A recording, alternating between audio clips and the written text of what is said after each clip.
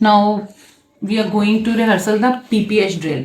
PPH drill का मतलब है पोस्टपार्टम हेमरेज, यानी पेशेंट को जब डिलीवरी के बाद जो ब्लीडिंग शुरू होती है और वो ज़रूरत से ज़्यादा होती है, 700-800 ml से ज़्यादा है और पेशेंट के वाइटल डिस्टर्ब हो रहे हैं, तो that is known as postpartum haemorrhage. Immediately आपने कॉल फॉर हेल्प, क्योंकि वही पहले वाली बात के वन मैन शो नहीं होता, टीम वर्क होता है। आपने जूनियर सीनियर आपके पैरामेडिकल जो भी लोग हैं उनको आपने इन्वॉल्व फौरन करना है। इमीडिएटली आपने यूट्राइन मसाज शुरू कर देना है, और अगर आईवी लाइन पेशेंट की सेव हुई हुई है तो आप ये ऑक्सीटोसिन है, आप ये 10 यूनिट जो आईवी स्टैट उसे रिपीट करते हैं।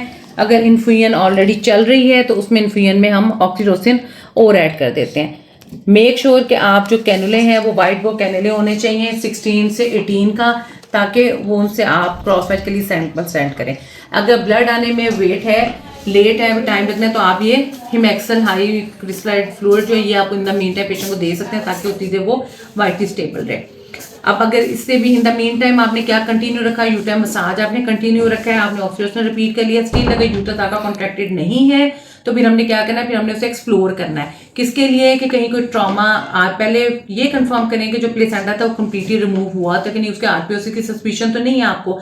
अगर आरपीओसी की सस्पिशन नहीं है तो पहले एक्सप्लोर कर लें कि कोई जेनिटल ट्रॉमा नहीं है, प्रोवाइडेड का आपका यूट्रस कॉन्ट्रैक्टेड है पेशेंट का, ठीक है। अगर यूट्रस कॉन्ट्रैक्टेड नहीं है, जो मेजर कॉज यूट्राइन एटोनी में होता है, वो यूजुअली आपके यूट्राइन मसाज और ये ऑक्सीटोसिन देने से सेटल हो जाता है अगर यूट्राइन एटोनी है। लेकिन अगर अदर कॉजेज जो पीपीएच की हो सकती हैं, ट्रॉमा हो सकता है, कोई सर्वाइकल टीयर है, कोई वेजाइनल टीयर है, कोई पेरिनियल इंजरी है, उनको एक्सप्लोर करने के लिए आपको अच्छी लाइट चाहिए। वो आपके थिएटर में जाके उसको एक्सप्लोर करते हैं, वहीं पर आप ये ट्रॉमा भी एक्सक्लूड करते हैं। अगर आरपीओसी अंदर रह गए उसके लिए हम डीएनसी इस टाइम पर ईएनसी जो है हम वो भी अटेम्प्ट कर सकते हैं।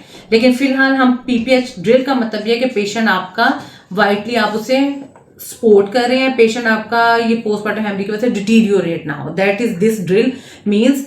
हमने अब हेमैक्सल रन कर दिया, इन द मीन टाइम मैंने उसके बाद ये फोलीज पास कर देना, ताकि पेशेंट अगर ब्लीड कर दिया तो मुझे पता रहे कि उसका आउटपुट एडिक्वेटली आ रहा है कि नहीं। साथ साथ हम वाइटल मॉनिटर कर रहे होते हैं, जो ही ब्लड अरेंज हो जाता है, ये ब्लड ट्रांसफ्यूजन सेट आपको नजर आ रहा है, फिर हम ब्लड से ट्रांसफ्यूज कर देते हैं अगर सेटल नहीं हुआ।